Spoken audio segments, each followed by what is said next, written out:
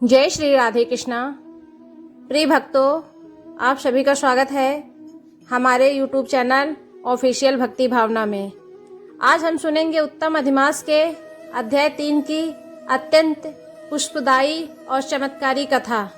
जो भी श्रद्धा और विश्वास के इस कथा को सुनता है उसके जीवन के दुख दूर होते हैं, घर में सुख समृद्धि आती है और भगवान श्री हरि विष्णु की विशेष कृपा प्राप्त होती है। तो आइए बड़े प्रेम से बोलिए राधे राधे, जय श्री कृष्णा। बहुत समय की बात है, एक सुंदर नगर में एक गरीब ब्राह्मण अपने परिवार के साथ रहता था। ब्राह्मण बहुत ही धार्मिक और ईश्वर भक्त था। वह प्रतिदिन भगवान विष्णु की पूजा करता था, दान पुष्प करता था और सदा सत्य के मार्ग पर चलता था। लेकिन गरीबी इतनी थी कि कई बार परिवार को भूखा सोना पड़ता था। ब्राह्मण की पत्नी भी पवित्रता और धर्मपरायण थी, परंतु घर की तंगी देखकर वह बहुत दुखी रहती थी। एक दिन उसने अपने पति से कहा, स्वामी, आप दिन रात भगवान की भक्ति करते हैं, फिर भी हमारे जीवन में इतना कष्ट क्यों है? क्या भगवान हमारी प्रार्थना नहीं सुनते? ब्राह्मण मुस्कुराए और बोले, देवी, भगवान अपने भक्तों की परीक्षा लेते हैं, हमें धैर्य रखना चाहिए। एक दिन अवश्य भगवान हमारी पुकार सुनेंगे। इसी बीच नगर में अधिमास प्रारंभ हो गया। चारों ओर भजन कीर्तन होने लगे, मंदिरों में दीप जलने लगे, लोग व्रत, दान और भगवान विष्णु का स्मरण करने लगे।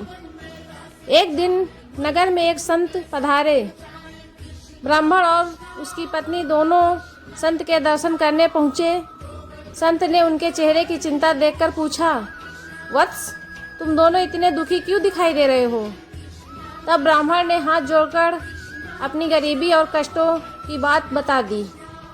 संत ने कुछ देर ध्यान लगाया और बोले, यह अधिमास अत्यंत पुष्प देने वाला महीना है। यदि तुम श्रद्धा से भगवान पुरुषोत्तम की पूजा करोगे, कथा सुनोगे, व्रत रखोगे और जरूरतमंदों को दान दोगे तो तुम्हारे सभी दुख दूर हो जाएंगे। ब्राह्मण और उसकी पत्नी ने उसी दिन से नियम पूर्वक अधिमास का व्रत आरंभ कर दिया। वे प्रतिदिन सुबह स्नान करके भगवान विष्णु के सामने दीपक जलाते, तुलसी दल अर्पित करते और ओम नमो भगवते वासुदेवाय मंत्र का जाप करते। दिन बीतने लगे। घर में भोजन की कमी थी, फिर भी वे अपनी श्रद्धा में कमी नहीं आने देते थे। एक दिन की बात है, ब्राह्मण की पत्नी के पास केवल थोड़ा सा आटा बचा था। उसने सोचा कि आज इसी से रोटी बना दूं।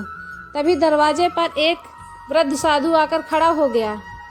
साधु ने कहा, माता, मैं कई दिनों से भूखा हूँ, यदि कुछ भोजन मिल जाए तो बड़ी कृपा होगी।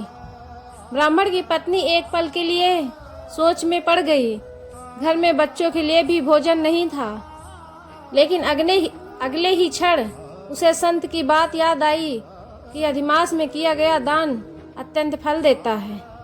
उसने तुरंत सारा आटा साधु को दे दिया और विनम्रता से बोली, महात्मा जी, हमारे पास यही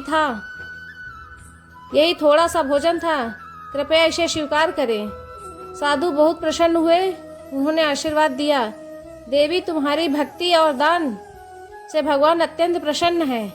शीघ्र ही तुम्हारे जीवन के सारे कष्ट समाप्त होंगे। इतना कहकर साधु वहां से चले गए। उसी रात ब्राह्मण और उसका परिवार भूखे ही सो गया, लेकिन उनके मन में भगवान के प्रति पूर्ण विश्वास था। रात के समय ब्राह्मण को स्वप्न आया। उसने देखा कि स्वप्न भगवान श्री हरि विष्णु दिव्य प्रकाश के साथ प्रकट हुए। भगवान बोले, वत्स, तुमने अधिमास में सच्चे मन से व्रत, पूजा और दान किया है। तुमने अपने हिस्से का भोजन भी भूखे साधु को दे दिया। मैं तुम्हारी भक्ति से अत्यंत प्रसन्न हूँ। भगवान ने आगे कहा, कल सुबह तुम्हारे घर के पीछे जो पुराना पीपल का वृक्ष है, उसके नीचे तुम्हें धन प्राप्त होगा। उस धन का उपयोग धर्म और सेवा के कार्यों में करना। इतना कहकर भगवान अंतर्ध्यान हो गए। सुबह होते ही ब्राह्मण ने अपनी पत्नी को पूरा स्वप्न सुनाया। दोनों तुरंत पीपल के वृक्ष के पास पहुँचे।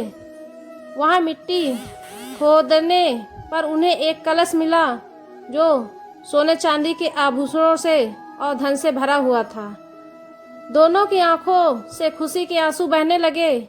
उन्होंने तुरंत भगवान विष्णु का धन्यवाद किया। उस दिन के बाद ब्राह्मण का जीवन बदल गया। उसने उस धन का उपयोग केवल अपने सुख के लिए नहीं बल्कि गरीबों की सहायता की, मंदिर बनवाए, भूखों को भोजन कराया और भगवान की भक्ति में अपना जीवन लगा दिया। धीरे धीरे उसकी ख्याति पूरे नगर में फैल गई। लोग उसे सम्मान देने लगे। सभी कहते, देखो, अधिमास में की गई सच्ची भक्ति और दान कभी व्यर्थ नहीं जाते। प्रिय भक्तों, इस कथा से हमें यही शिक्षा मिलती है कि अधिमास में किया गया छोटा सा पुष्प कार्य भी अत्यंत फल देता है। यदि मनुष्य सच्चे हृदय से भगवान विष्णु की पूजा करे, दान दे, कथा सुने और दूसरों की सहायता करे तो भगवान उसके जीवन के सभी दुख दूर कर देते हैं। अधिमास हमें त्याग, सेवा, श्रद्धा और भक्ति का संदेश देता है। तो आइए हम भी इस पावन मास में भगवान श्री हरि का नाम जपें और अपने जीवन को सफल बनाएं। बोलिए पुरुषोत्तम भगवान की जय, राधे कृष्णा की जय। अगर आपको यह पावन कथा पसंद आई हो तो वीडियो को लाइक करें, शेयर करें और चैनल को सब्सक्राइब जरूर करें और कमेंट में लिखें जय श्री राधे कृष्णा। धन्यवाद।